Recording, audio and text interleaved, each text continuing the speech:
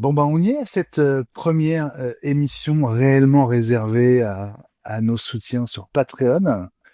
Voilà, j'espère que vous allez être nombreux à participer au chat comme d'habitude. Certains d'entre vous sont déjà là. Fabrice, tu as ton thé, j'ai mon café, Ellie au rendez-vous. Je pense qu'on peut lancer le générique, s'il vous plaît. Allez, Allez, c'est parti.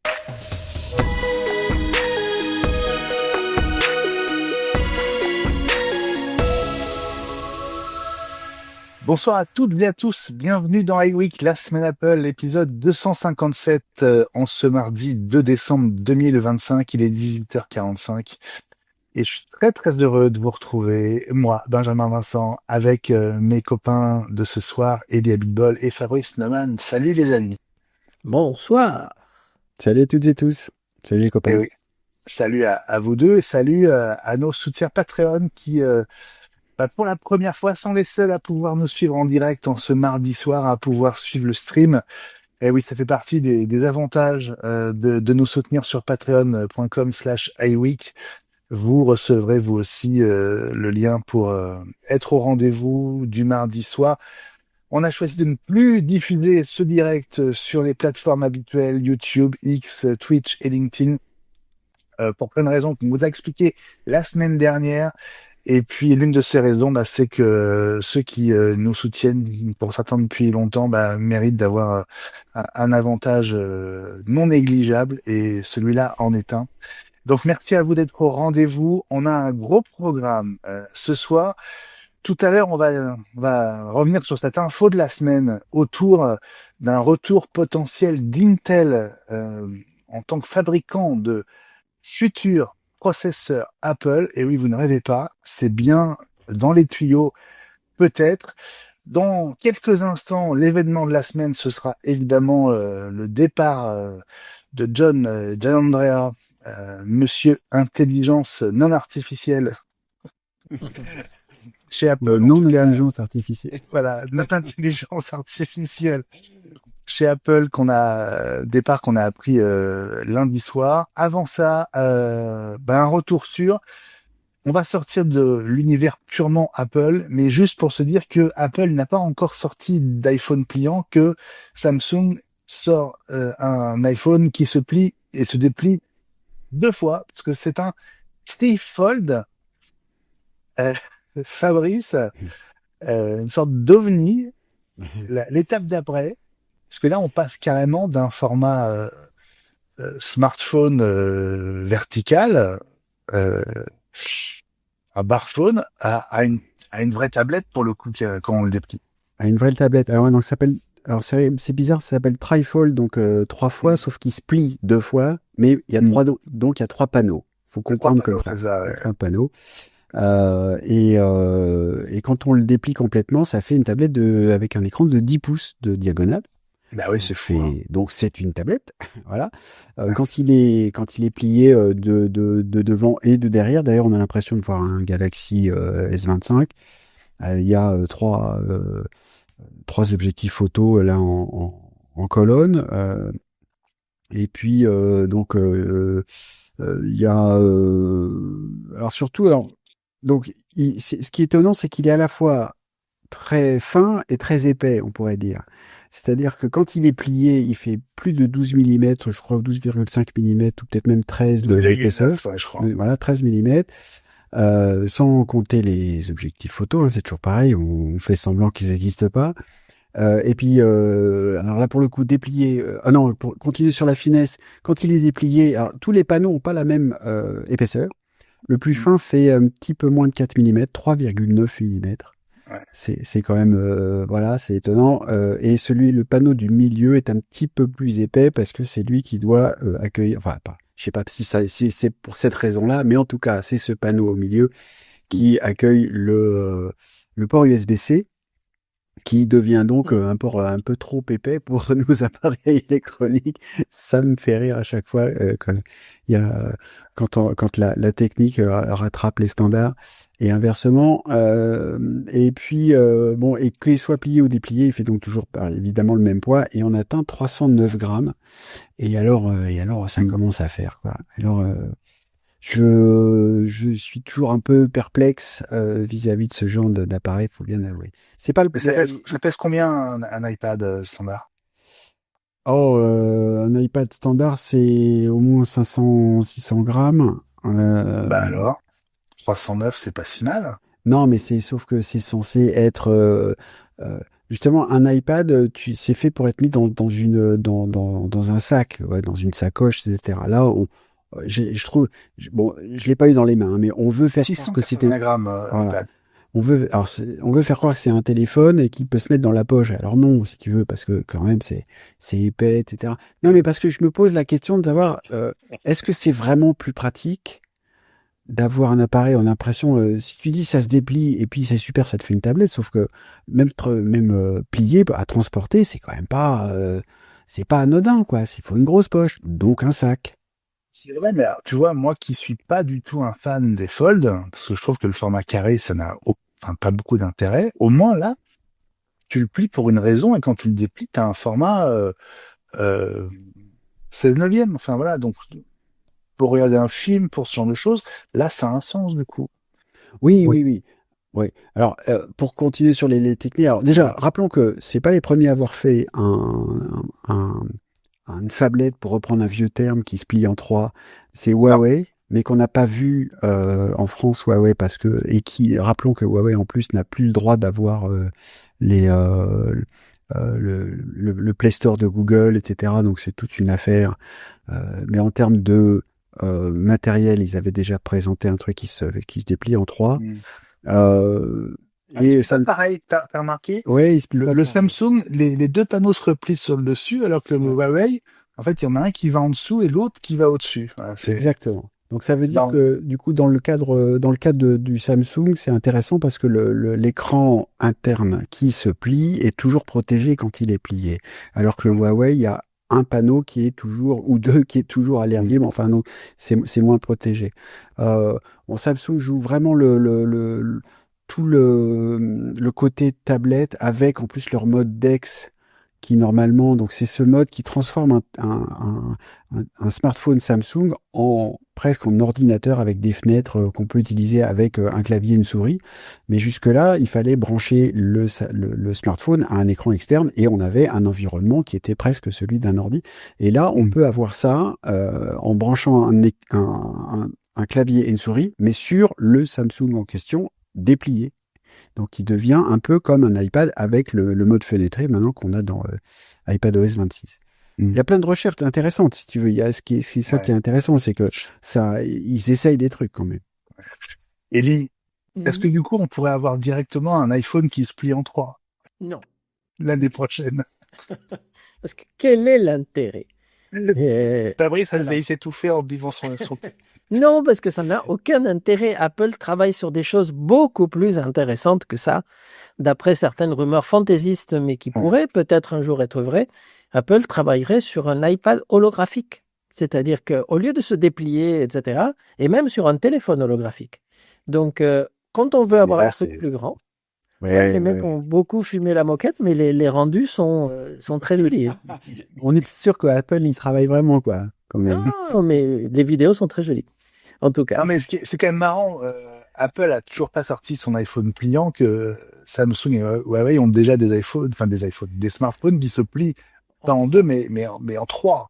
Mais en fait, c'est parce qu'Apple secrètement travaille sur un projet qui s'appelle Origami et qui est un truc où ça se déplie en 9. Donc, tu vois, C'est ça. et ça fait même des cocottes sur la table. Bon, ça fait pas téléphone, mais c'est très joli. Est-ce que vous avez vu cette photo d'ailleurs qui accompagne l'annonce officielle, hein, on parle pas de rumeur, hein, c'est vraiment une annonce officielle de Samsung. Cette photo sur laquelle le trifold est tenu, c'est une photo qui inspirée par l'iPhone Air. Enfin, je veux dire, elle est... Oui, oui, parce qu'on voit, Oui, c'est oui, tenu oui. comme ça, là, Hein, comme voilà. je montre à la caméra, donc à deux doigts ou trois doigts, juste sur un bout à l'horizontale. Je vous avais fait la démonstration avec l'iPhone Air et c'est pas facile parce que il y a quand même beaucoup de porte-à-faux, donc il faut appuyer beaucoup. C'est extrêmement désagréable à porter comme ça. Mhm. Ça ne marche pas, Mhm. c'est pas vrai. C'est du marketing, c'est faux. Mhm. Et là, je pense que c'est un peu pareil parce que tu as 300, plus de 300 grammes au bout des doigts. Mais parce que c'est étonnant, c'est quand même très très fin. La finesse est toujours étonnante, quoi. Ouais. Voilà. Bon, en tout cas, il y a une info qui n'est nulle part, hein. En tout cas, sur les communiqués officiels, c'est le prix. La sortie va être assez confidentielle parce que ce Trifold, il arrive le 5 décembre uniquement en Corée, je crois. Dans un deuxième temps, dans quelques pays qui sont Singapour, je crois, un ou deux pays en Asie, les US, mais en tout cas l'Europe est pas du tout mentionnée. Et il n'y a pas de prix pour l'instant, donc on sera fixé peut-être dans 3 jours, hein, le jour de la sortie, j'imagine, parce qu'il faudra quand même qu'ils le vendent, donc qu'il annonce un prix. Ouais. Euh, les sites souvent bien informés, qui ne font que des estimations, c'est pas des prix qui viennent de chez Samsung, l'estiment entre 3000 et 3500 euros.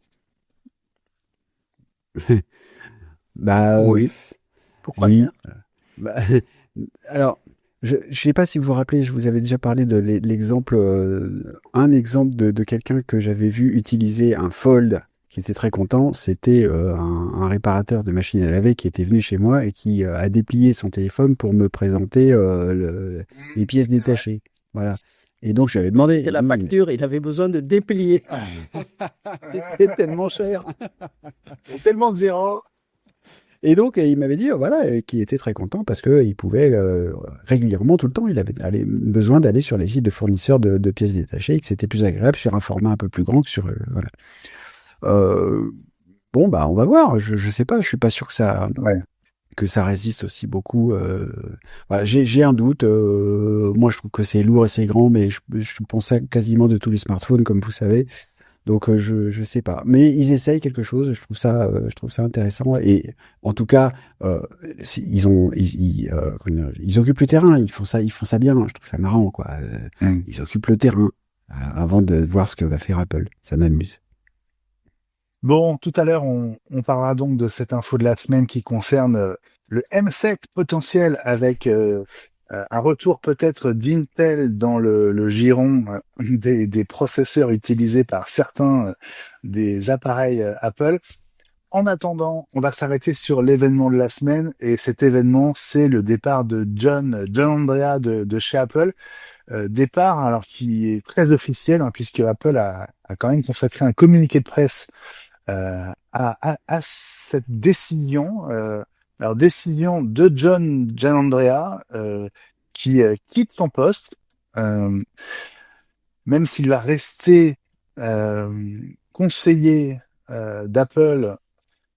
Aller pendant une période transitoire, hein, jusqu'au printemps 2026. Hein, c'est vraiment Oui. c'est son préavis de 3 mois, quoi, hein, pour la faire courte. Donc on va évidemment revenir sur ce départ, sur le bilan de Gian Andrea, mais Mais on il va part aussi. pas ailleurs, hein. C'est ça qui est intéressant, c'est qu'il prend sa retraite. Après, c'est ce qu'il a dit. Oh, oui. Il aurait peut-être du mal à trouver, je sais pas. On va aussi en discuter. Euh, en tout cas, il est remplacé par Amar Subramania, qui arrive de chez Microsoft après être passé chez Google. après être passé chez Google, ouais. Oui, il a travaillé sur Gemini. Donc moi j'avoue que quand j'ai vu cette info qui est tombée donc lundi soir, j'ai ressenti un petit soulagement parce que j'avais l'impression que John Andrea était une épine dans le pied d'Apple, Mm. qui ne qui a dû sans doute beaucoup discuter les conditions de son départ, et j'avais l'impression que rien ne pouvait vraiment se passer de bien tant qu'il était là.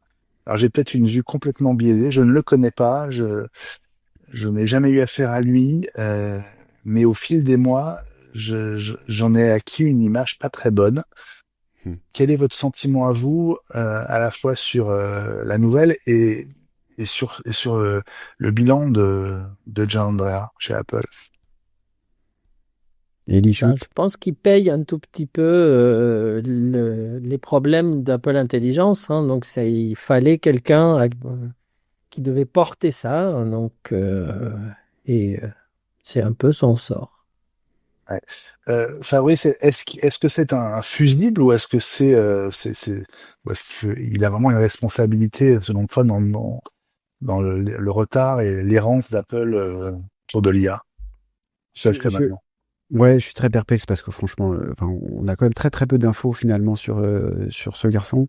Il a, je me demande, on a beaucoup parlé des annonces d'Apple en termes d'Apple Intelligence de la WWDC de 2023 où ils ont fait des promesses formidables et qu'on n'a donc toujours pas vu. Hein, rappelez-vous, hein, cette fameuse Apple Intelligence qui était censée, on pouvait demander à son téléphone. 2024, hein, je crois que tu te trompes d'un an. Ben non, parce que justement l'Apple Intelligence a été présentée en 2023, il me semble, non? Non, c'était 2024. Sauf erreur. Hein. Et alors, ceux qui nous regardent, qui ont le temps de regarder, je veux bien, parce que 2023, je pense, hein, parce que C'est vrai. la version améliorée devait être présentée au printemps 2024. Il me et, semble que 2023, c'est le... Attends, non, j'ai aussi un doute. parce que ça fait longtemps justement. Oui, non, t'as raison, tu as raison, tu as raison, tu as raison, tu as raison, tu as raison.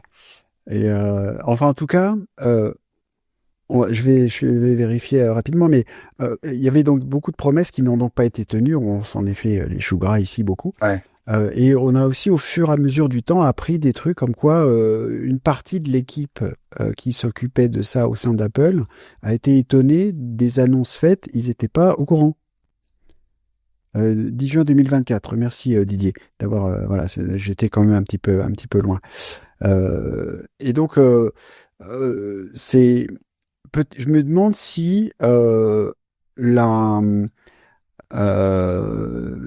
Gianandrea a pas fait partie des gens qui étaient un peu étonnés des annonces qui ont été faites. On lui a confié l'IA au sein d'Apple et il voit que Apple annonce tout un tas de trucs et il n'était pas prêt et on lui a pas dit qu'il fallait qu'il fasse ça, quoi. Ou en tout cas, voilà. Donc fusible, peut-être aussi qu'il n'a pas réussi à soit imposer son calendrier, soit qu'ils n'ont pas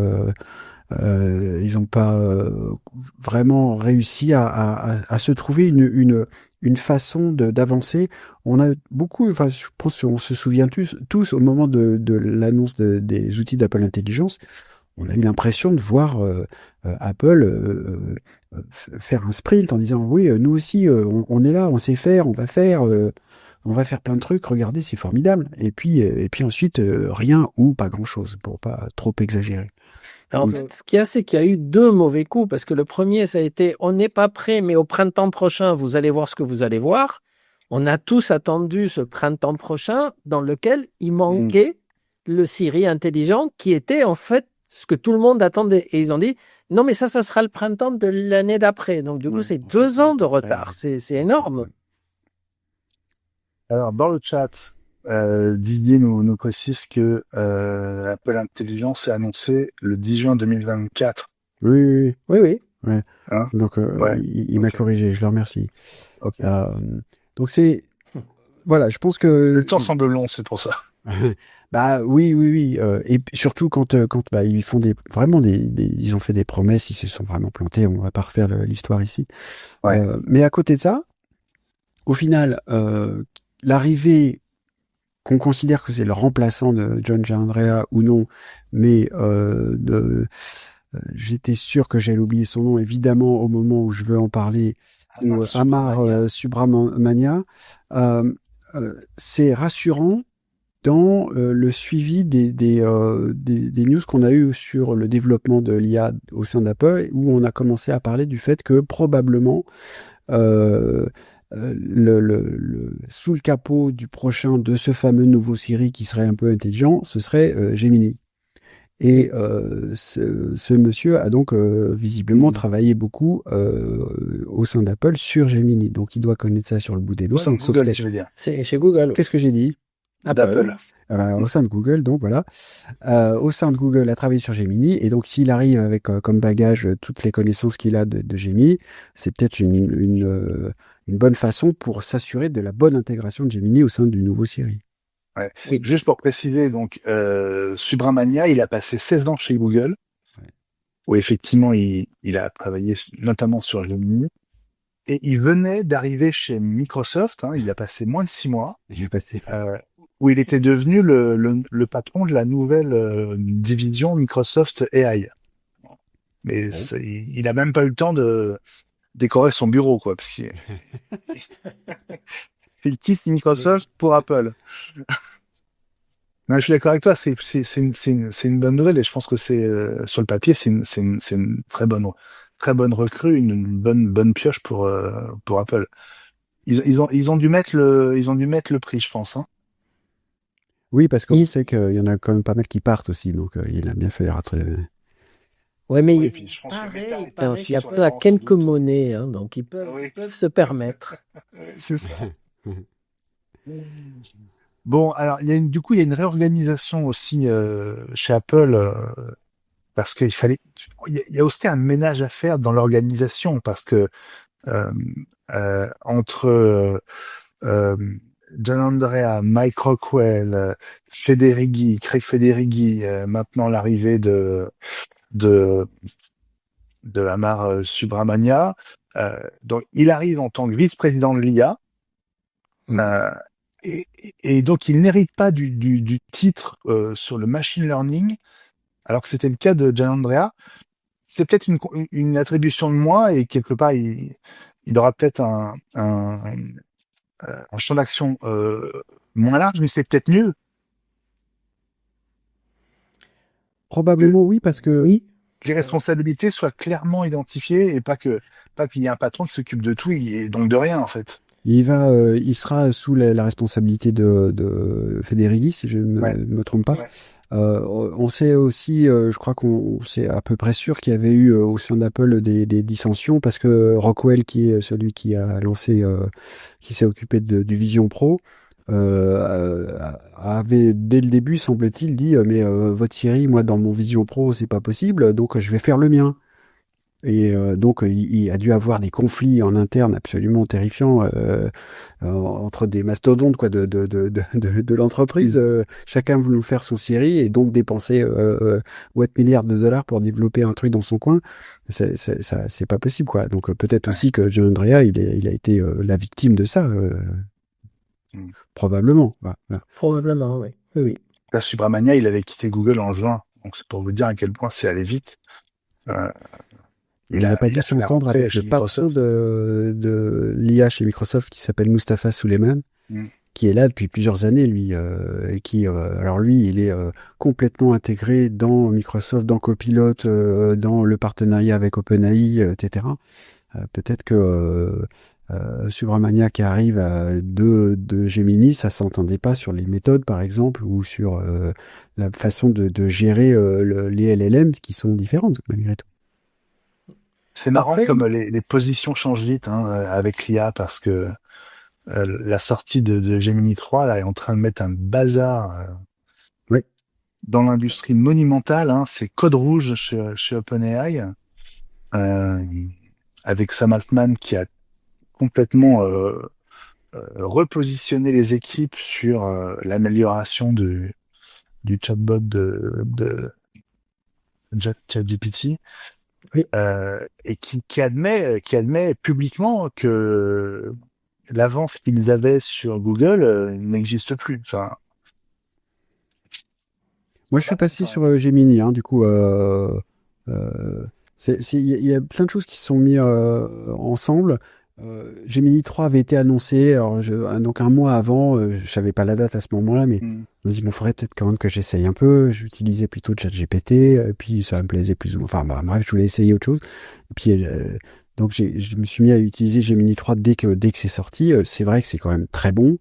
Et puis, plus on avance, moi, je crois à la survie d'OpenAI, en fait. Euh, j'ai un peu de.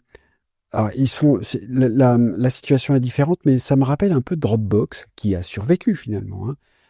Mais qui est, en gros, Dropbox, on se rappelle, hein, il y a eu un moment des rumeurs de rachat de Dropbox par Apple, etc. Et Dropbox Ouais. avait dit non. Et Jobs avait dit, mais vous êtes une fonction, vous n'êtes pas une société complète, quoi. C'est vrai. Dropbox, ça existe encore, mais c'est pas une si grande société que ça. Et je me demande si OpenAI court pas ce risque-là, c'est-à-dire que un chatbot, en fait, ce qu'on voit, je crois, c'est que toutes les semaines, on parle du fait d'un nouveau modèle de LLM qui a des meilleurs résultats que ses petits camarades. Et la conclusion que moi j'en tire, c'est que finalement, un LLM ou un autre, c'est interchangeable.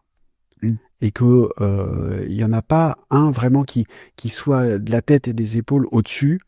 Et quand en plus tu as chez Google des gens comme Demis Hassabis qui vient de DeepMind, c'est lui qui a mis en place les équipes pour créer des IA, on parle pas de LLM là, capables de battre les gens aux échecs, au Go, de résoudre le problème du pliage des protéines. Je sais même pas ce que ça veut dire, j'ai juste compris que c'était immensément compliqué et qu'avec son modèle d'IA et ses équipes, il a réussi à faire un truc fantastique, tout le monde le dit, et maintenant il se retrouve chez Google. Demis Hassabis, on en parle assez peu, il est assez discret, il est extrêmement intéressant quand il parle, et je pense que c'est un atout pour Google qui est absolument immense. Didier te donne la réponse sur le pliage des protéines. Il dit c'est un truc de chez Samsung. Oui, c'est un nouveau smartphone. C'est quand sur les plis en 3, je suis d'accord. Tu l'as cherché. Et d'ailleurs, il y a un point dans toutes ces informations sur justement le départ de Gianandrea et son remplacement, c'est qu'une partie de ces équipes ne seront pas sous la responsabilité de Subramania.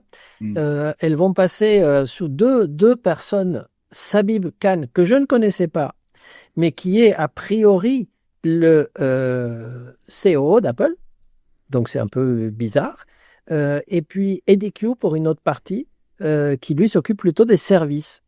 Et donc les parties qui sortent de l'IA, en fait, sont l'infrastructure AI, donc, et tout ce qui est recherche et connaissance. Et je me demande, search and knowledge, c'est comme ça en anglais, recherche et connaissance, c'est typiquement en plein centre de l'IA. Hein. C'est un des fondamentaux de l'IA. Donc, est-ce que le fait de le sortir de l'équipe lui donnera plus de moyens? Ou en tout cas, il faudra que les deux équipes travaillent la main dans la main pour que ça marche. Hein. On verra. C'est vrai. Sabib Khan, c'est le successeur de Jeff Williams au poste de CEO. Mais je n'avais pas tenu son nom. C'est un nom auquel on va devoir s'habituer. Il risque de rester plus longtemps que Subramania chez Microsoft. Mais effectivement, là, ça a un sens parce que comme il s'occupe justement donc d'opérations, l'infrastructure, on sait tous que l'IA et les futurs modèles et de plus en plus de modèles ont besoin d'une infrastructure énorme. Ils ont besoin de data centers, on a besoin de fermes, de serveurs de plus en plus importantes. Et donc, c'est assez logique que cette partie-là reporte à la personne qui peut s'en occuper le mieux. Bon, on va suivre l'arrivée de Gemini sur Amania. Et puis surtout, on va espérer que la mayonnaise prenne et qu'il permette à Apple de nous offrir un printemps à la hauteur de ce qu'on espère. Mais on est quand même le 2 décembre, donc c'est chaud. Hein. On est à 2 OS, parce que oui. Il y aura la point 3 qui va arriver en début d'année et la point 4 qui est censée, comme l'année dernière, apporter le tout au printemps. Donc, on n'en est pas loin, parce que la point 2 va arriver dans quelques semaines, donc pas longtemps du tout, avant Noël. Et du coup, on aura les bêtas de la point 3 qui vont commencer à sortir, qui, elles, n'auront pas encore ça, mais bon, qui devront servir un tout petit peu à combler le temps. On va dire qu'il a le temps de rien faire, mais il a peut-être le temps d'éviter de faire des conneries, que Gianandrea aurait faites s'il était resté. Tu pars comme du principe que Gianandrea allait faire des bêtises, t'exagères quand même. On sait pas qui c'est ce monsieur. Oui. Au moins, s'il est plus là, il les fera pas. Mais il aura un rôle de mentor, ils ont dit. Tim Cook a dit qu'il allait mentorer les équipes. De son siège de chairman of the board, là, c'est ça? Non, mais depuis, on l'appelle, puis qui va mentorer, on l'appelle Super Mentor. Donc, c'est... Bon, en tout cas, voilà, un visage qu'on va sans doute découvrir au printemps, au moment des annonces autour d'Apple Intelligence du nouveau Siri. Retenez son nom mieux que nous parce qu'il est pas évident à mémoriser. Amar Subramania, donc le nouveau patron de l'IA chez Apple avec un titre de vice-président et qui rapporte à Craig Federighi. Dans un instant, ce sera l'info de la semaine. On va reparler d'Intel. Et oui, ça va vous faire bizarre, mais c'est pourtant tout à fait sérieux. Juste le temps de vous remercier, vous, nos soutiens Patreon, pour votre soutien, votre fidélité. Sur patreon.com/iweek, vous pouvez nous aider à la hauteur de quelques euros pour nous permettre de continuer l'aventure iWeek. Je vous le disais la semaine dernière, le Black Friday est passé, on est encore un peu dans les vapeurs du Cyber Monday. Et grâce à vous, on a pu renouveler les quelques licences logicielles qui nous permettent de produire ce podcast. Et donc un grand merci pour votre soutien. On a besoin que vous continuiez à être là parce que voilà, c'est absolument essentiel pour nous. Donc merci à tous ceux qui nous suivent depuis un moment. Je vous rappelle les principaux avantages. Désormais, vous avez accès exclusif à ce stream du mardi 18h30 toutes les semaines, l'enregistrement d'iWeek en direct rien que pour vous, avec accès au chat évidemment. Et puis si vous êtes sur Mac et sur un navigateur Chromium, et donc au mieux éviter Safari, vous avez sous le player vidéo un bouton qui vous permet de nous rejoindre en vidéo et d'intervenir, de nous poser une question, de nous faire un petit coucou ou de participer à un sujet qui vous parle particulièrement. Voilà. Bon, on passe à l'info de la semaine, info qui m'a, moi quand même, cueilli. Il est question qu'Apple se refasse affaire avec Intel pour produire une version entrée de gamme du M7 qui serait fabriqué aux États-Unis en 2027. Que les chats. Oui, c'est vrai. Oui. Est-ce que l'info vous a étonné et à quel degré?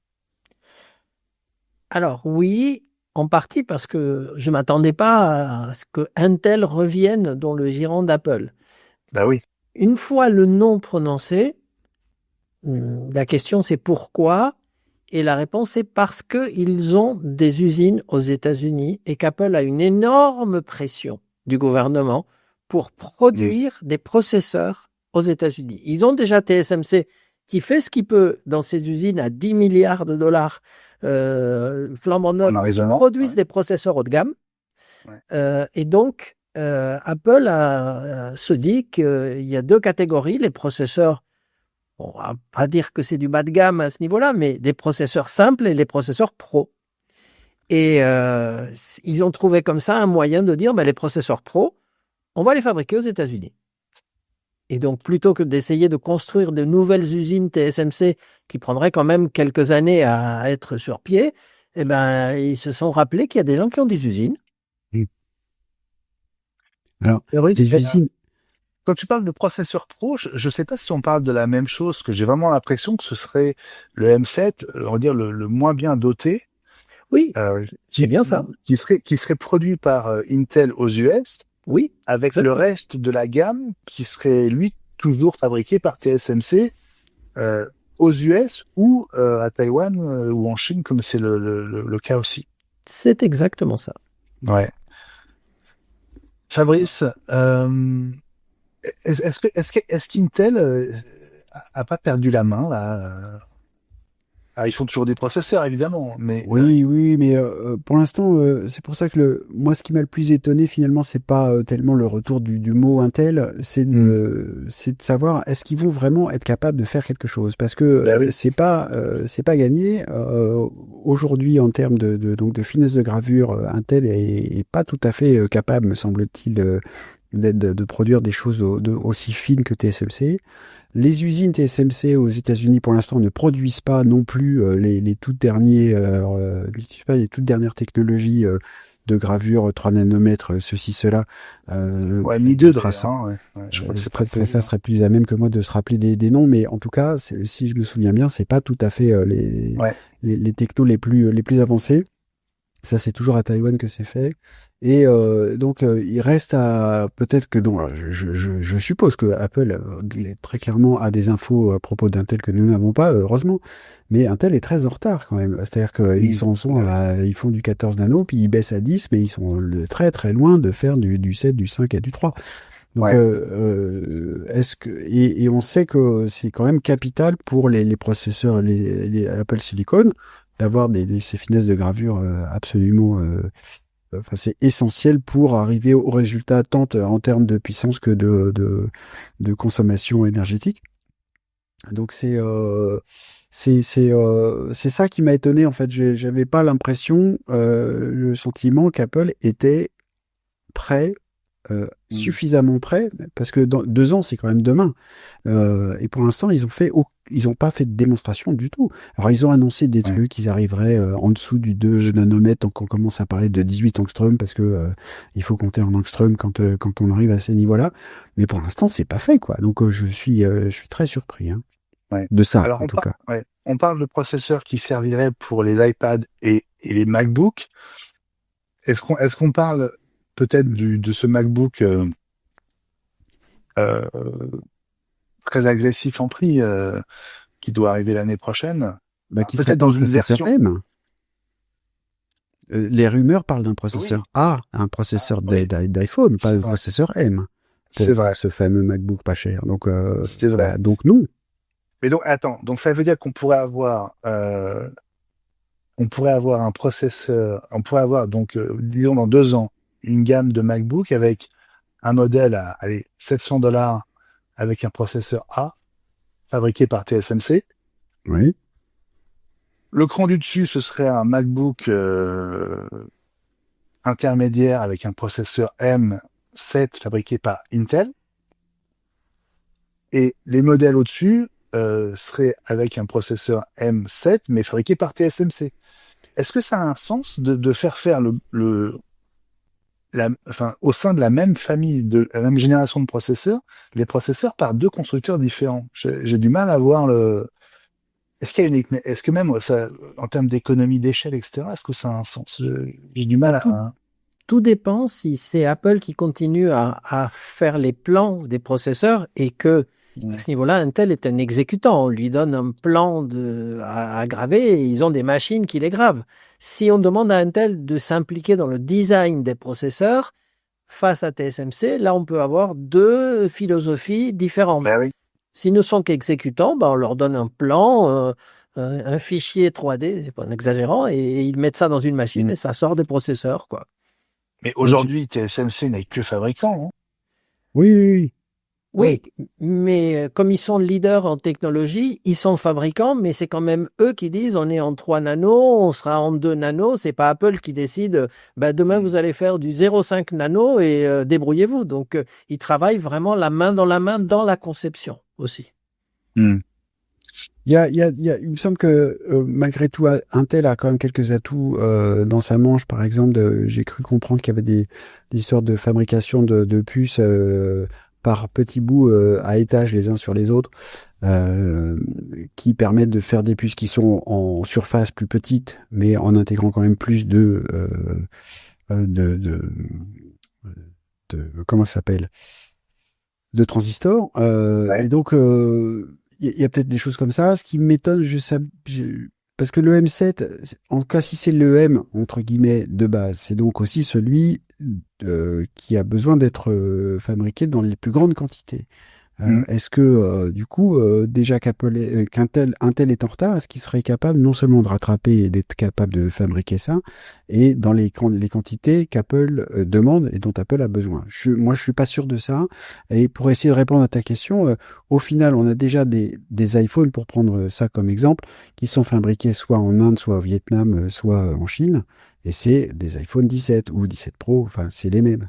On en avait parlé il y a 1 an ou 2 des premiers iPhones en Inde qui atteignaient pas tout à fait les mêmes normes de qualité, mais enfin ça restait des iPhones qui ont ensuite été vendus dans chacun des marchés. On peut tout à fait imaginer que les processeurs soient justement fabriqués par 2 sociétés, ne serait-ce que justement pour répondre.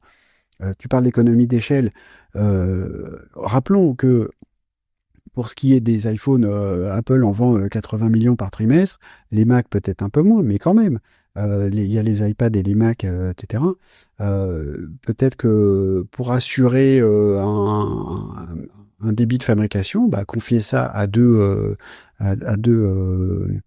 euh, comment ça s'appelle, deux sociétés, ça me paraît Ouais, pas deux forcément fournisseurs différents. 2 fournisseurs différents. Et puis, Ellie a raison, il y a l'aspect politique de la chose. Euh, Confié à Intel, qui a été subventionné par l'administration Trump il n'y a pas si longtemps pour un peu sauver les meubles, pour garder cette société qui est ultra importante de toute façon pour les États-Unis, quelle que soit l'administration.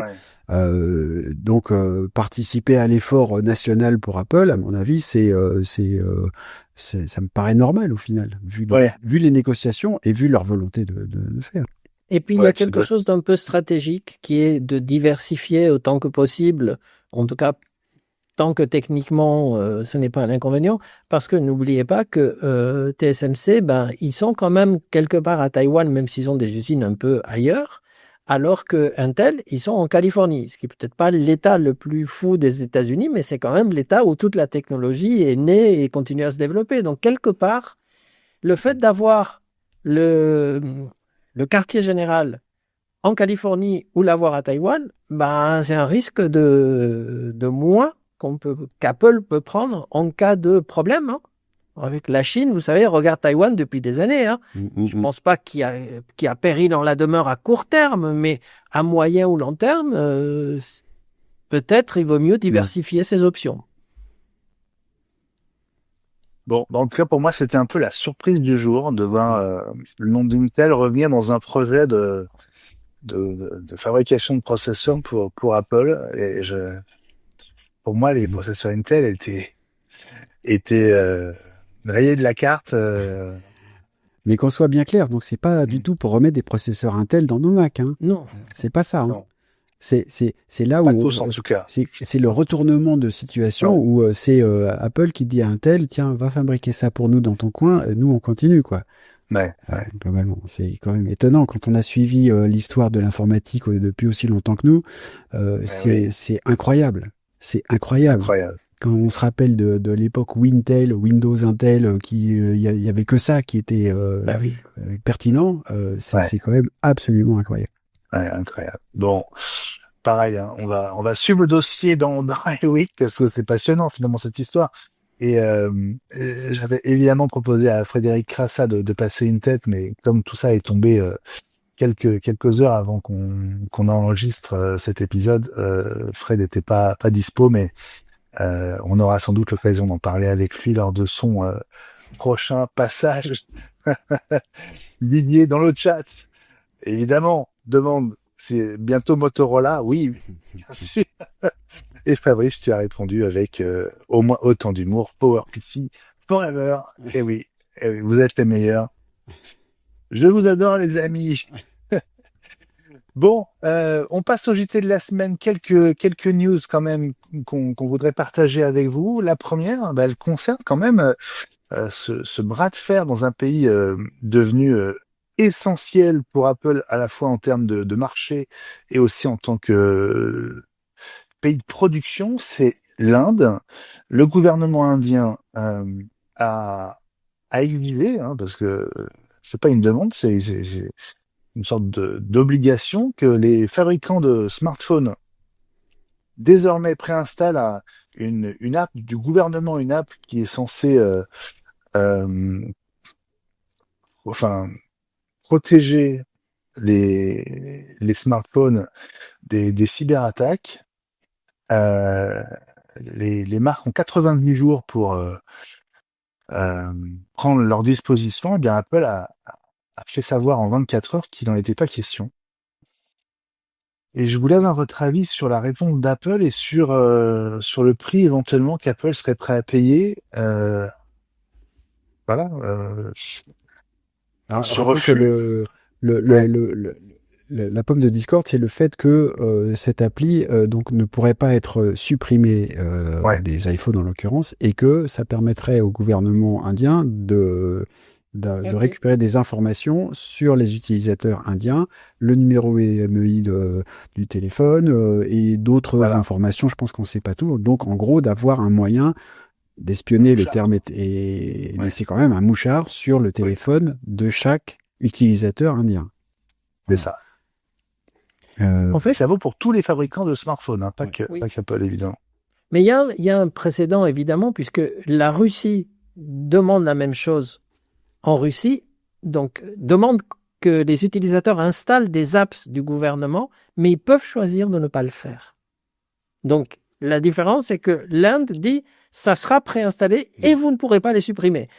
L'Union soviétique, enfin la Russie, dit, vous devriez les installer. J'étais remonté loin, moi. Désolé. Brejnev a dit. Voilà. Non, j'étais remonté à l'époque des tsars, moi. Non, vous devriez installer ces applications, mais si vraiment vous ne voulez pas, vous pouvez ne pas les installer. Je crois qu'en Chine, le choix n'est pas donné. Hein, mais Ah, il y a plein de choses à détricoter quand même là-dedans, parce que Ouais. en Russie, ce qui est demandé, c'est l'installation, enfin la présence sur les smartphones d'un magasin d'applications géré par le gouvernement russe. Mm. Et ensuite, donc avec des applications qui, vu leur provenance, on peut justement estimer que elles sont pleines de mouchards. Mais ça, c'est parce qu'on est mauvaise langue. pardon. C'est parce qu'on est mauvaise langue. Jérôme, Ah, bien entendu. Rappelons que Apple n'est pas présente en Russie. c'est vrai. Donc, au final, Apple ne fait pas de réponse à ça puisqu'ils ne sont pas présents. C'est très bien. En revanche, ils sont présents en Inde. Et alors, ils refusent de cette installation obligatoire. Mais alors, moi, j'ai une vraie question. Comment on réconcilie ça avec le fait que Apple a toujours dit, nous, on suivra les lois des pays dans lesquels on est présent. Bah oui. Et donc là, je comprends plus en fait. Alors, en Inde, c'est pas une loi, c'est une demande, d'ailleurs très discrète, hein, elle n'est pas publique, elle a été révélée, elle aurait pas dû sortir dans les médias, c'est Reuters hein, Oui. qui raconte l'histoire. C'est le ministère des télécoms indiens qui a contacté en privé les fabricants de smartphones, alors, Apple, mais aussi Oppo, Samsung, Vivo et Xiaomi, pour leur demander de précharger l'appli sur tous les appareils vendus dans le futur, et pour ceux qui sont déjà en circulation, de pousser l'application via une mise à jour logicielle. Rien que ça. Voilà. Et donc, il y a pas de réponse officielle non plus d'Apple. Il n'y a pas eu de demande officielle, on dit à public, donc il n'y a pas de réponse officielle. Mais Reuters cite 3 sources chez Apple qui ont fait savoir qu'Apple n'avait pas l'intention de précharger les iPhones avec cette appli qui s'appelle Sanchar Saati. Oui, mais il y a eu d'ailleurs une réponse, parce qu'il y a eu évidemment beaucoup de critiques, hein, et il semblerait qu'il y ait une réponse justement du ministre des Télécommunications qui a dit « Mais pas du tout, vous n'avez rien compris, cette application à laquelle nous tenons est optionnelle. En plus, elle est très facilement effaçable des téléphones. Alors, on ne voit pas où est le problème. » Bon, c'est pas ce qu'on avait cru comprendre. Ça sent le rétropédalage, un peu comme au Royaume-Uni, quand il y a toujours régulièrement ces demandes du gouvernement anglais de pouvoir avoir des portes dérobées de déchiffrement Absolument. des données iCloud. Et Apple a toujours dit non. Apple se bat contre ça. Alors là, pour le coup, effectivement, dans le domaine de Apple se bat sur le terrain de la sécurité. C'est ça aussi sa réponse, me semble-t-il. Bon, tu as répondu à ma question, Benjamin, en disant, bah, si c'est pas encore une loi, bah, donc ils vont pas le faire, ils vont se battre pour conserver l'aspect de protection des données de cybersécurité, naturellement. Si c'est une loi, qu'est-ce qu'ils vont bien pouvoir faire? Est-ce qu'ils ils se retireraient du marché? Enfin, c'est très compliqué. Pour l'affaire au Royaume-Uni, du coup, Apple avait simplement désactivé pour les utilisateurs britanniques cette fameuse fonction qui permettait justement de tout chiffrer complètement. C'est la fonction dont, là, une fois de plus, le nom m'échappe quand je veux en parler. Mais Tout qui, chiffré. oui, c'est une fonction de, alors, je crois qu'on trouve ça dans iCloud et qui s'appelle la protection avancée des données, et qui permet de chiffrer. Alors, la protection avancée des données utilise le chiffrement de bout en bout pour garantir que les types de données iCloud répertoriés ici peuvent uniquement être déchiffrés sur les appareils approuvés. Et donc, c'est une couche de chiffrement supplémentaire qu'on peut activer si on le souhaite, mais qui a comme inconvénient de rendre l'utilisation d'iPhone un peu moins pratique parce que du coup, c'est tellement chiffré que même pour l'utilisateur, ça enlève certaines fonctions. Et c'est pour ça, voilà. Donc, c'est pour ça que c'est optionnel.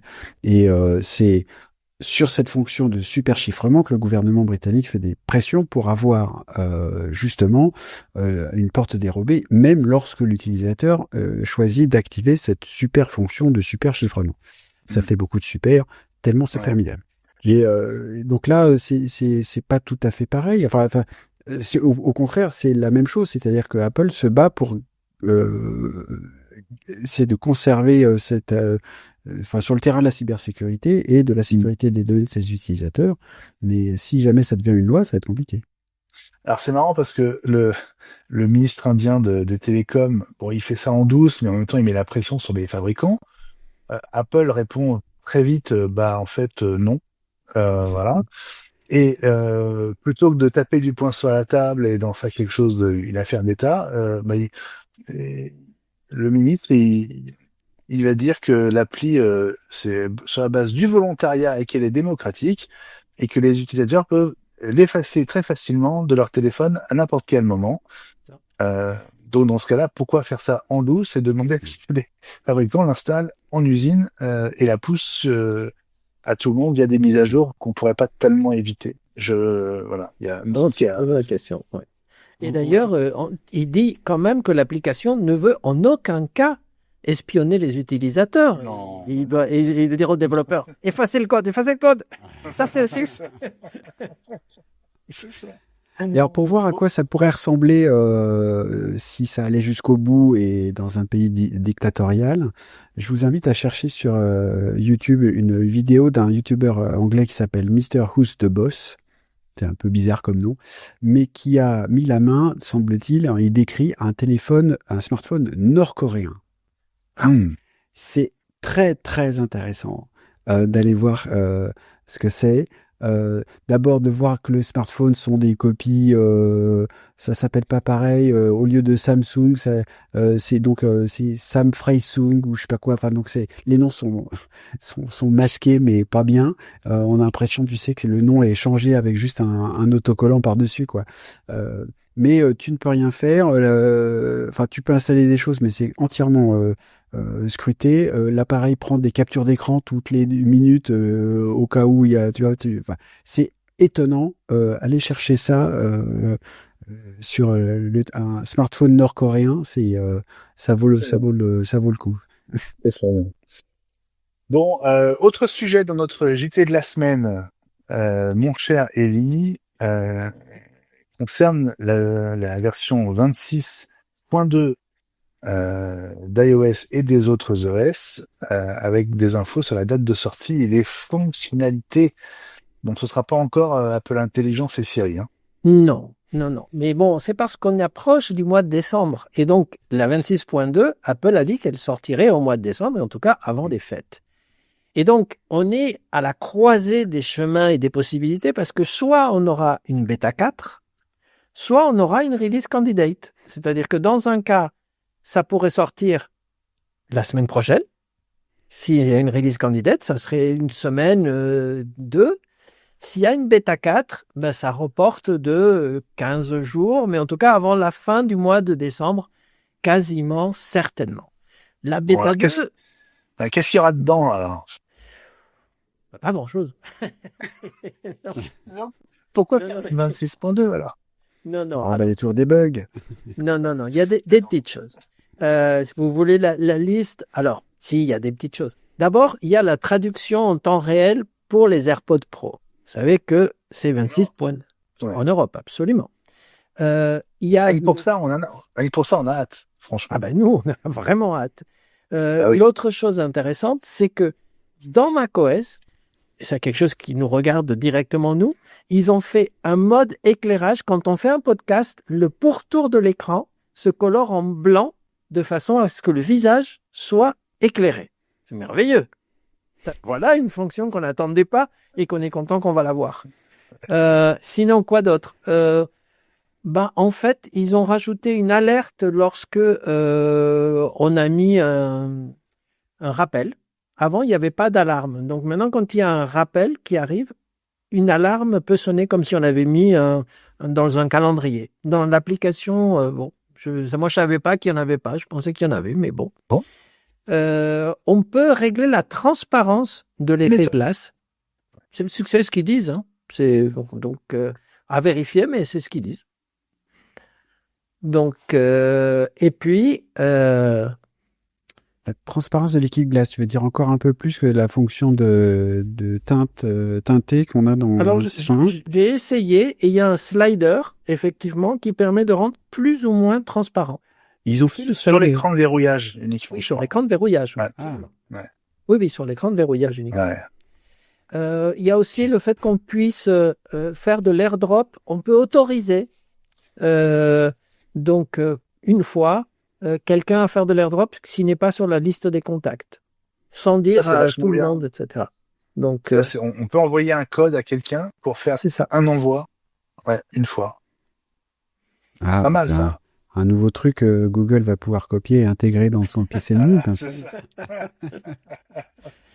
Exactement. Et puis, un truc très important, ils ont rajouté des améliorations dans le score du sommeil parce que les gens se plaignaient un tout petit peu. Ils ont essayé de les rendre plus réalistes parce que le système disait vous avez passé une mauvaise nuit alors que vous aviez plutôt l'impression d'avoir passé une bonne nuit. Mais pourquoi j'ai eu une mauvaise note, moi, ma nuit? Et des choses comme ça. Donc, ils ont légèrement corrigé. C'est fondamental. Donc, on n'en a pas besoin. Donc, c'est forcément fondamental. Bon, dans le chat, Didier, évidemment, n'en rate pas une. Il demande si les AirPods pourront traduire les interviews des voix de la tech. Merci Didier, merci. Il y a parfois des bouts en anglais, c'est vrai, et ça prend tellement de temps que je les laisse en anglais parce que c'est difficile. C'est une longue quête, hein. Ça c'est vraiment une longue quête, hein. Le doublage des interviews qui sont pas en français, c'est tellement chronophage. Vous n'avez pas idée, les amis, si vous en avez jamais fait. C'est un truc de fou. Non, mais sérieusement, tu disais, Ellie, il n'y a pas grand chose, mais rien que l'activation de la traduction en direct sur les AirPods, en Europe, c'est énorme. Mais c'est vrai. Non, C'est énorme. En même temps, qui utilise cette fonction? Est-ce que c'est si important que ça? Mais toi, t'es anglophone, Fabrice. Tu te rends pas compte? Non, mais j'entends bien, mais il n'empêche que avoir une conversation et utiliser ça au quotidien, etc., c'est une fonction spectaculaire, mais qui me paraît pas essentielle malgré tout. Non, mais elle est spectaculaire le jour où tu voyages. Mais c'est ça. Si tu voyages, c'est Pour les gens qui vachement- voyagent pas, ça sert à rien, mais Mais Non. je veux dire, des appareils qui font de la traduction, on en a déjà depuis longtemps en fait. Et quand je suis allé qui s'en sert? À l'IFA l'année dernière.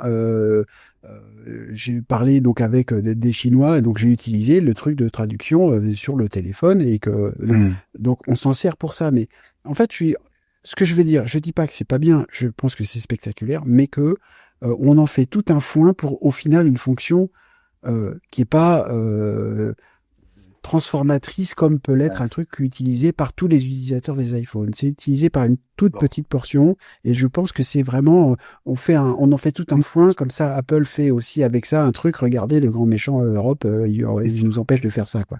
Voilà. Non, mais je vais te dire, moi, je suis complètement biaisé parce que mon fils part 4 mois en Corée le 9 janvier. Donc il Et est ton très fils, il va content. continuer à parler français, t'inquiète pas.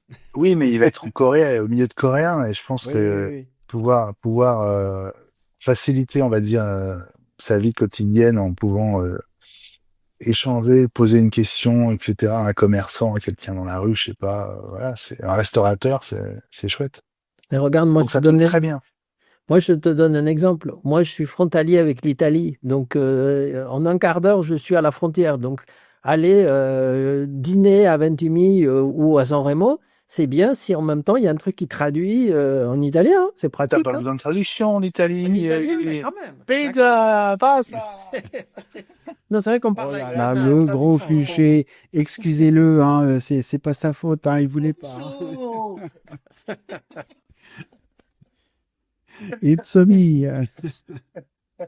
Bon, sérieusement, dans le chat, Didier repose la question. Sérieusement, pourquoi pas sur les podcasts? C'est sûr qu'il a un peu à la techno, donc il pourrait proposer Bien sûr. de traduire de manière automatique tout ce qui n'est pas en français. Je suis d'accord. Bon, sur YouTube, c'est quand même très mauvais, mais C'est ce que j'allais dire. Parce que YouTube le fait sans te le demander. Et de temps Voilà. en temps, tu regardes un film et il te donne le truc traduit. Et tu te dis, mais pourquoi? Moi, je le fais en anglais. Je veux la VO. Pourquoi vous traduisez? Alors donc mais je ce vous qui est rappelle, évident sur YouTube, c'est que ça nous soit imposé et qu'il faut un peu chercher pour désactiver la fonction. on peut pas. Et si on peut, hein? Il faut installer une extension. Oui, je sais. Voilà. Et c'est possible, on peut le faire, mais Oui. voilà, ça nous impose un truc qui est vraiment pas bon. Mais après, si on parle pas du tout anglais, est-ce qu'on n'est pas content d'avoir quand même ça plutôt qu'un truc qu'on comprend pas du tout? Si, je pense. Non, mais, Ouais, oui, si, tu as raison. oui, mais pas que pour ce qui est de YouTube, pas que ce soit imposé sous prétexte que tu regardes YouTube depuis un ordinateur qui est en français. Là, ils vont trop loin, cela dit. Ouais. Oui, moi, ce qui on voit m'embête, bien- c'est ça, c'est la surprise quand tu reçois pas dans la bonne langue et qu'après, il faut que tu ailles dans les réglages et te dire non, mais je le veux en anglais quand même. Donc ça, c'est. Mais l'extension, ça m'intéresse. Ça... Hein, si tu peux nous mettre le lien, ça m'intéresse, l'extension. Oui, ça, j'en avais fait un coup de cœur. Ça s'appelle YouTube Anti-Translate. Ça s'installe sur tous les Chromium et ça remet du coup YouTube dans sa version d'origine et ensuite on peut toujours accéder aux versions traduites. Et voilà. Très bien. Et on voit bien que, bon, cela dit, dans tout ce domaine-là, ces domaines-là, ça avance quand même très vite. Hein. Moi, ça me fait penser à l'accord passé avec Eleven Labs, des acteurs Michael Caine et Matthew McConaughey, qui ont ils ont licencié leur voix pour être utilisée. Et dans la démo de McConaughey, il a justifié, je pense que c'est eux qui ont raison, hein, il faut faire comme ça. Regardez, c'est super. Moi, je parle pas une autre langue et hop, il parle. Donc, c'est la démonstration toujours géniale de l'acteur qui parle toutes les langues. Et au final, quand c'est bien fait, c'est génial. M'en veuillez pas les doubleurs, mais il y a des doubleurs qui ont un talent fou. Mais entendre la vraie voix de l'acteur, si j'ose dire, avec toutes les guillemets qu'on veut. En plus, je sais pas. Enfin, moi, je trouve la voix de Matthew McConaughey tellement iconique parce qu'il il a un peu ce sifflement dans les S, etc. Et voilà. Et on l'entend en espagnol. Quand la voix est numérique et si bien faite, ça devient absolument génial. Et c'est quand même vers là qu'on va. Ce que fait YouTube, c'est une catastrophe parce qu'ils nous mettent des voix de robots, c'est nul, mais la techno existe. Ouais. Oui. Bon, si vous voulez entendre ce que ça donne pour Matthew McConaughey, c'était dans la dépêche des voix de la tech il y a une quinzaine de jours, je crois. Alors, la démo, il l'a faite qu'en espagnol, mais c'est déjà suffisamment spectaculaire. Parce qu'effectivement, c'est à la fois son timbre, son intonation, le rythme, enfin il y a tout. C'est lui qui parle espagnol alors qu'il parle pas du tout espagnol. Ouais. Donc c'est vrai que c'est génial. Si on pouvait avoir ça de manière simple, rapide, quasi automatique sur les podcasts, sur certains bouts d'interview et tout, ce serait génial. Ça va forcément arriver, mais pour l'instant c'est encore de la bricole et faut y consacrer beaucoup de temps. Ça demande une vraie organisation. Voilà. quand on fait un podcast de manière semi-pro, encore un peu artisanale comme nous, on est un peu à la limite, quoi. Quand on s'appelle TF1 ou CNN, il y a aucun problème, voilà. On peut Alors, le j'ai faire. vu quand on avait fait l'interview de Mark Gurman, hein, on l'avait fait. Et ben, Ouais. c'était mieux que la fois d'avant en termes de temps. On remercie encore Alex Lenoir qui avait fait la prof. Ouais. C'était super. Mais du coup, ça prenait toujours du temps. Et puis la voix qu'on a obtenue, c'était bien. C'était donc en français, mais c'était quand même pas formidable. Ouais. Et pour vous donner une idée, parce que Didier très gentiment a ajouté dans le chat qu'il sait que le doublage c'est un boulot de dingue. L'interview de Mark Gurman qu'on a faite et diffusée là pour notre rentrée. Le premier épisode de la saison, c'était Le 26 août, je crois. 26 août. On avait fait l'interview avec Marc le lundi soir. On était en diff le mardi soir et en fait j'ai bossé 24 heures. J'ai pas dormi de la nuit. J'ai bossé 24 heures d'affilée pour que l'émission soit prête pour le mardi, quoi. C'était alors qu'on est passé avec de l'IA qui faisait des trades, etc. Mais pour resynchroniser tout ça, enfin c'est un boulot de dingo, voilà. Et c'est vrai que si on pouvait avoir un système rapide, performant, qui garde vraiment l'identité vocale de celui qui parle et juste qui le fait parler dans une autre langue, ce serait génial. Mais aujourd'hui, c'est très compliqué. C'est très très compliqué. Mais bon, ça va tellement vite. Je veux dire, ce système-là n'existait pas il y a 3 ans, 3 ans. Oui, c'est ça. Oui. Donc voilà, encore un peu de patience et on va y arriver. On passe à une autre info. Alors, je sais que ça, Ellie, ça va te faire plaisir parce que depuis des années, c'est le produit Apple que tu attends et on en a parlé avec Mark Gurman justement au mois d'août. Les Apple Glass, on sait encore plus depuis que Meta a lancé les displays que Apple s'est remis au boulot sur le projet. Marc nous parlait de 2027. Bah, ça vient de Bloomberg, donc ça vient aussi de lui. Il est question qu'Apple nous offre une preview des Apple Glass avant la fin de l'année prochaine. Absolument. Ça, j'ai vu ça. Et avec en plus un bonus qui est de dire qu'Apple aurait décidé de sauter une étape et que ce ne serait pas les Apple Glass genre Meta d'il y a 2 ans, mais qu'il y aurait une version d'Apple Glass avec écran en fin 2026. Et ça serait bonheur parce que moi j'attendais ça plutôt fin 2027, sauf report. Donc, parce que je me disais, oui, ils vont sortir des Apple Glass en 2027, mais ça sera de l'audio. Je fais ça depuis 1 an, donc ça m'intéresse pas vraiment. Mais si vraiment ils sortaient en 2026, même si c'est fin 2026, ils nous montraient des Apple Glass qui affichent des choses en même temps, là, ils auraient rattrapé une partie de leur retard. Pas tout, mais quand même. Est-ce que tu voudrais un Apple TV en forme de lunettes? Bon, c'est ce que dit Didier dans le chat. Ça s'appelle le Vision Pro. Non, mais ça s'appelle X-Rim, ça existe, hein, je les ai déjà. Hein. Ouais. Sérieusement, Fabrice, tu penses que c'est jouable en termes de timing, une présentation d'Apple Glass dans moins d'1 an finalement, parce qu'on est déjà début décembre. Bah visiblement certaines des technos existent. J'ai pas été moi très impressionné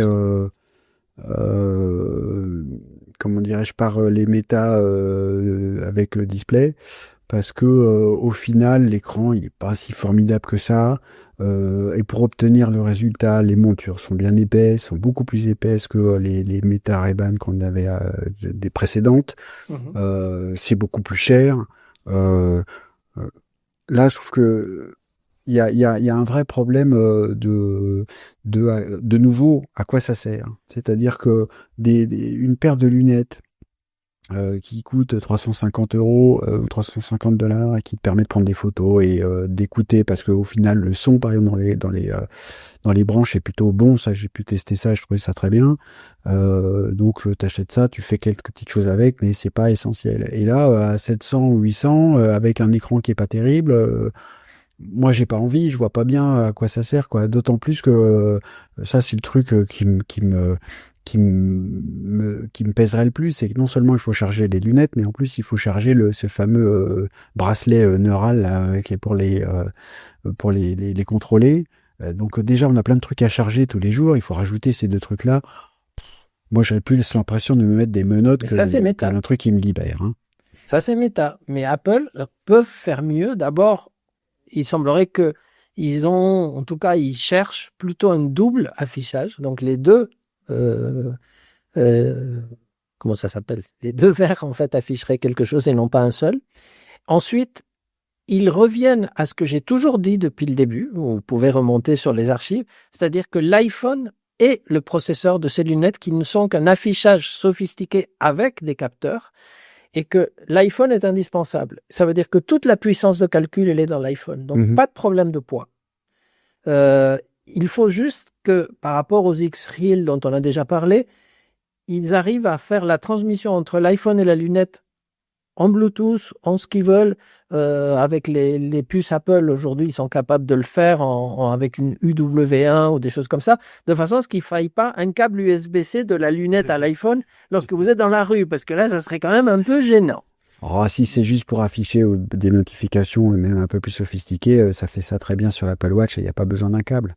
Mais bon, je te raconte pas, s'il y a des lunettes comme ça avec un écran sur chacun des verres, le nombre d'utilisateurs qui vont se prendre les poteaux dans la rue, ça va être affreux, quoi. Ça dépend comment ils affichent. C'est pour ça qu'Apple, en fait, ce que j'ai lu attentivement, évidemment, toutes ces informations, c'est qu'évidemment, ce qu'utilise Apple dans la technologie de glace qu'on a aimé ou critiqué, mais qui est là, servirait avec ces niveaux de transparence, justement, à faire de l'affichage non bloquant. J'allais dire intrusif. Il peut être intrusif, mais pas bloquant. Qu'en plus, ces lunettes utiliseraient toute la richesse de l'écosystème Apple, c'est-à-dire qu'on utiliserait Plan pour pouvoir aller quelque part, on utiliserait des notifications fugaces mais qu'on aurait le temps de lire. Ça utilise en fait de la musique avec Apple Music. Donc ça utilise toutes les choses que sait faire aujourd'hui un iPhone avec un affichage. C'est comme si vous aviez un iPhone devant les yeux lorsque vous marchez dans la rue, avec un peu moins de risque de vous le faire piquer suivant l'endroit où vous êtes et de taper dans un poteau. Parce que quand on tient un iPhone devant les yeux, le risque de taper dans un poteau est plus fort que si vous avez des lunettes comme ça. En tout cas, moi, j'aimerais beaucoup. J'ai acheté les Ray-Ban dès que j'ai pu et j'ai adoré. Maintenant, je m'en sers un peu moins, effectivement, parce que l'intégration, on en a déjà parlé, avec l'écosystème Apple n'est pas génialissime. Bah oui. En tout cas, ça redonne de l'espoir hein, pour ceux qui disaient ouais mais les lunettes Apple c'est vraiment dans longtemps, etc. Ben bon, la sortie ne sera pas pour 2026, mais en tout cas, il y a une chance qu'on les découvre officiellement dans le courant de l'année prochaine. Alors, finalement, un an ça passe vite, donc on y est presque. Mais même avant que ça, puisque ce que disait l'article, c'est que la technologie, en tout cas, il y a une sorte de sneak preview pourrait être à la WWDC où on ne verrait peut-être pas le système final, mais les développeurs auraient accès à beaucoup d'informations pour qu'ils puissent préparer leurs apps pour une sortie. Parce qu'évidemment, les histoires d'affichage, les histoires de comment on interagit, etc. Apple peut pas dire on les présente à Noël, ça sort quand? Ah ben les développeurs sont pas prêts.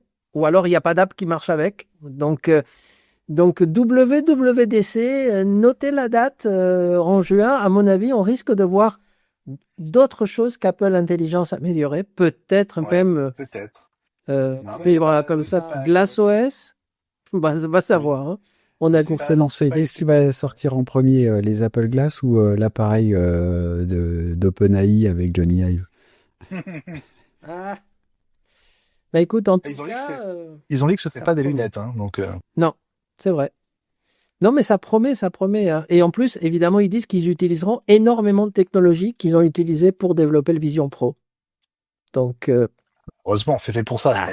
Il faut bien qu'ils rentabilisent. Hein. Bon, allez, une petite dernière news vraiment pour le fun, mais ça m'a estomaqué quand j'ai appris la résolution que prend en charge la nouvelle version de DaVinci Resolve, Oui. donc le logiciel de montage vidéo de Blackmagic Design. Si vous êtes encore au 4K, vous êtes très très loin de la réalité. On peut monter du 32K sur un Mac M5. Et pas un Mac M5, Mac M5 Pro Max, qui n'existe pas encore, mais même sur le M5 de base, si vous installez la mise à jour, la nouvelle version de DaVinci Resolve, la 20.3, et que vous avez payé la licence studio qui coûte quand même 255 €, bah vous pouvez monter une vidéo en 32K. Waouh. Voilà, c'est MacG qui précise cette info qui m'avait échappé. Alors ça sert effectivement dans des cas très précis, dans les murs d'images, ceux qui tournent des films, je sais pas, animaliers, documentaires, avec des caméras à claque à haute résolution. Il y a du 17K effectivement chez Blackmagic dans les caméras.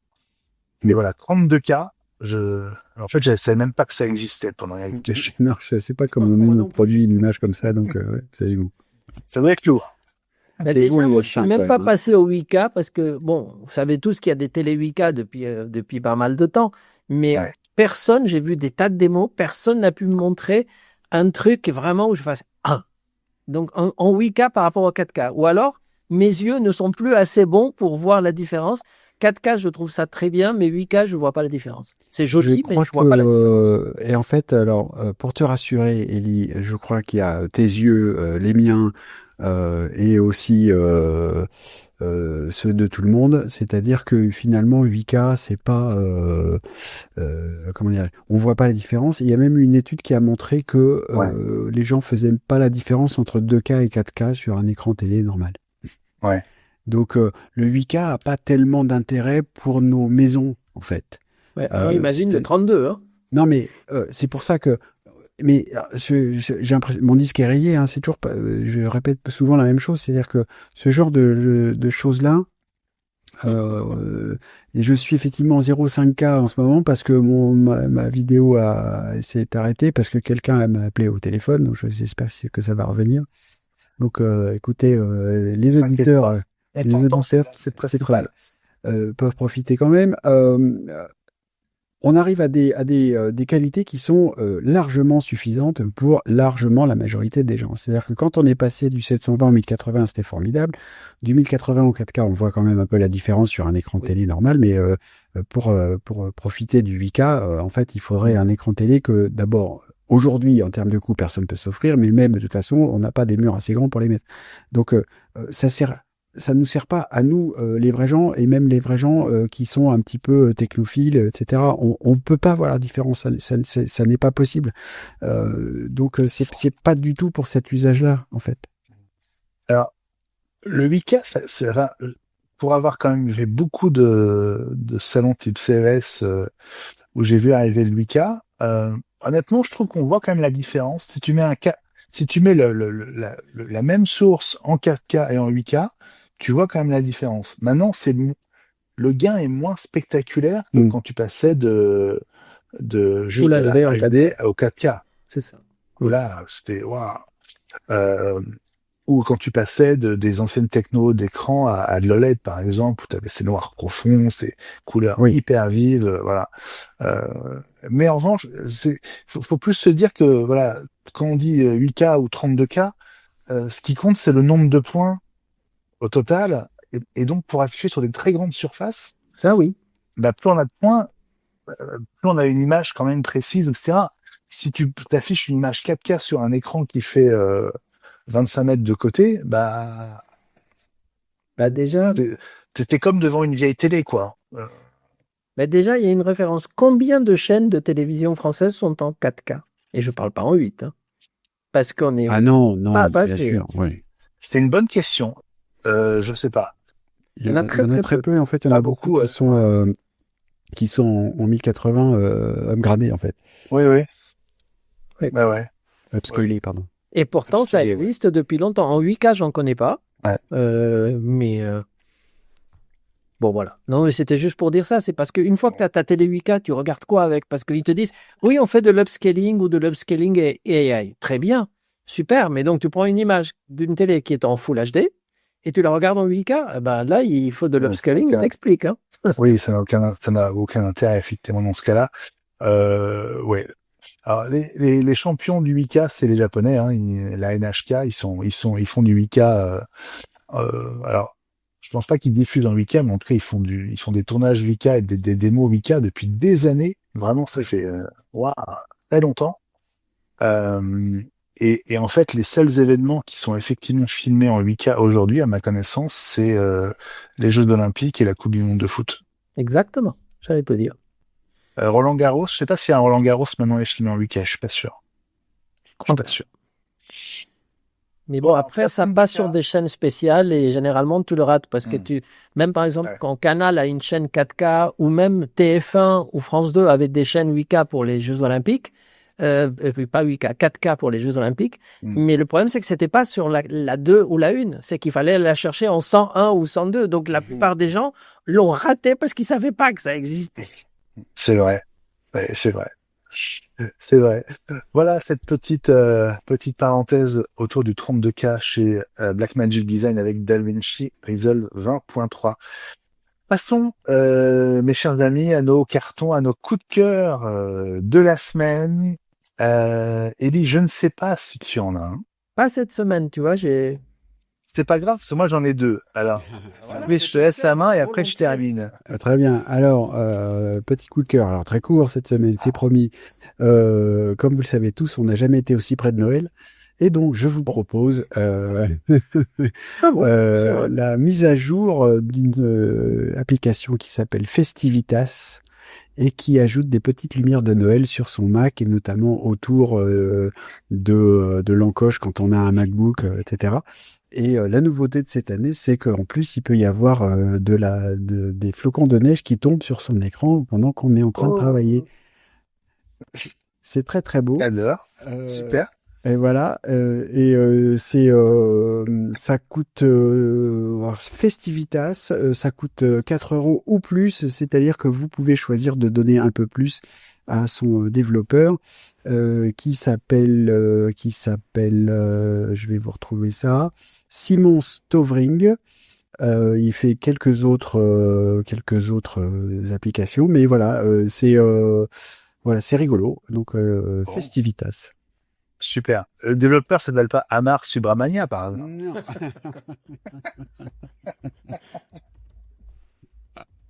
Non. Bon.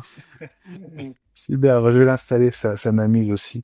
Bon, moi j'ai un carton rouge et un coup de cœur. Bon, le coup de cœur, c'est rapide. C'est juste pour célébrer en ce 2 décembre les 34 ans de QuickTime. Et oui, on utilise tous QuickTime, alors parfois sans le savoir, mais le multimédia chez Apple, ça a commencé avec QuickTime.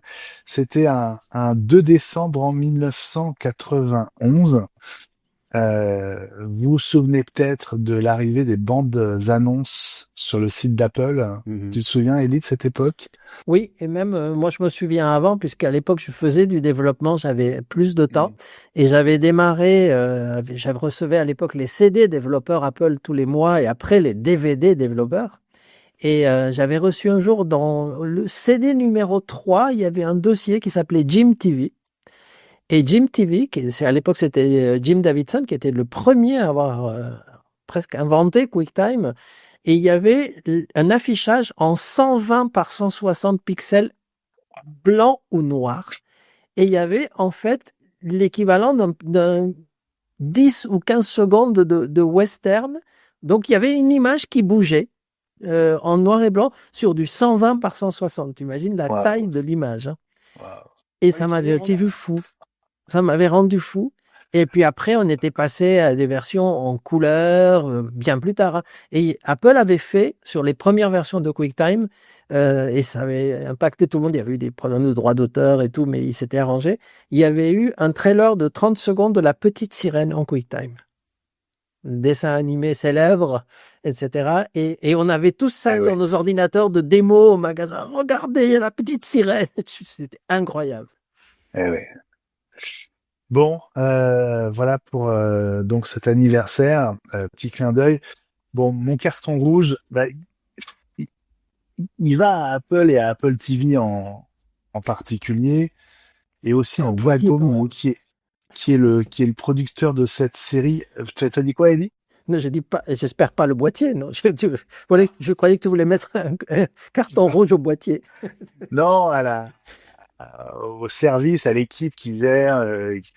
Voilà, les projets Apple TV sont exceptionnels. Il y a quasiment rien acheté. Voilà, ça c'est sûr. Mais sur cette série française qui s'appelle Tracker the Hunt en anglais, qui devait arriver demain, le 3 décembre, qui finalement a été effacée purement et simplement.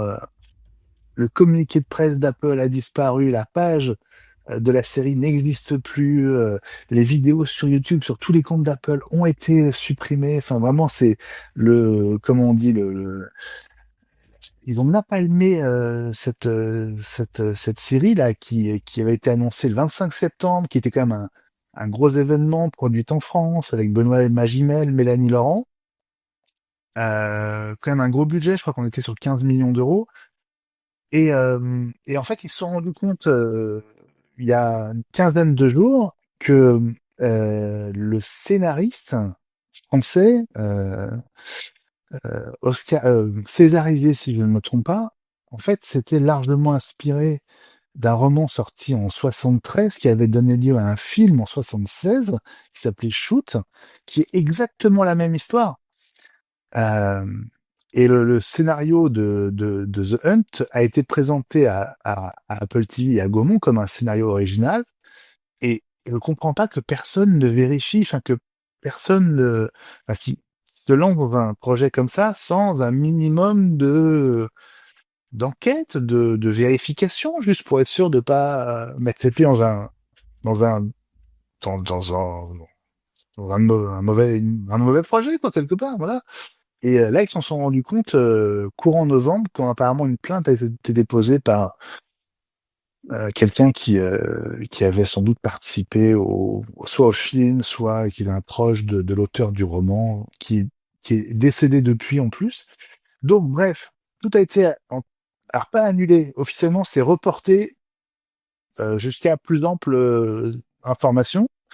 Donc il n'est pas dit que la série ne sortira jamais. Sauf que maintenant, Apple a compris que la seule manière de la sauver, c'était de racheter les droits ou de passer un accord euh, a posteriori, on va dire, avec les ayants droit du roman. Sauf qu'Apple les trouve pas. Et là, ça commence à devenir un gag, quoi. Alors, je sais que ça arrive. Voilà, j'ai dans ma famille quelqu'un qui était dans le monde du cinéma et je sais que les droits d'un film, par exemple, c'est des choses qui se perdent, même si ça semble dingue. Un grand film de cinéma sorti avec de grands acteurs français, les droits peuvent se perdre et le jour où on veut l'utiliser, eh ben, on ne sait plus qui a les droits. On n'est pas dans le dîner de con,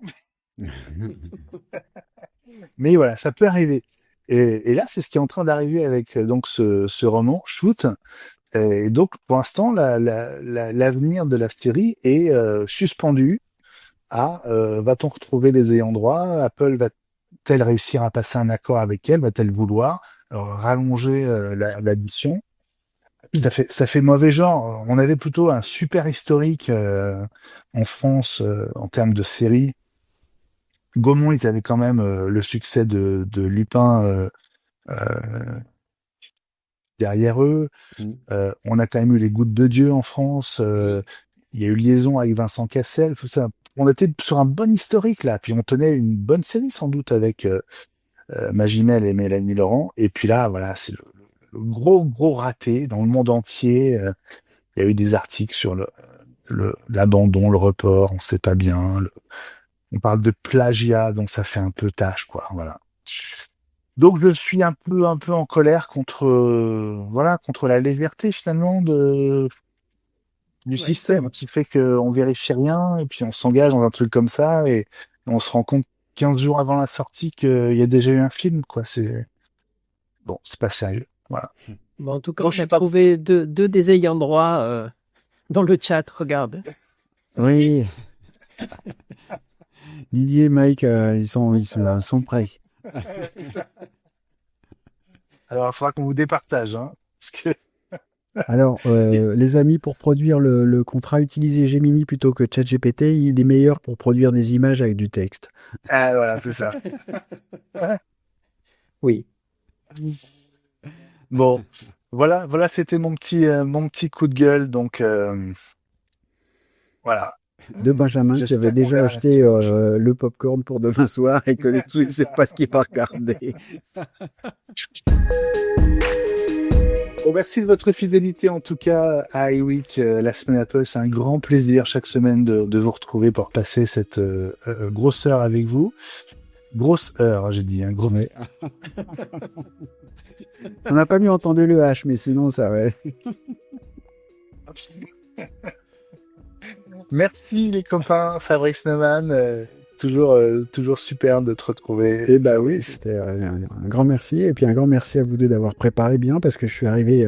Moi, juste ric-rac pour le début de l'enregistrement. Ceux qui nous regardent et nous écoutent ne le savent pas, donc ils le sachent. Et je vous remercie chaleureusement, les copains. Bon, c'est chacun son tour de mettre les pieds sous la table, comme on dit.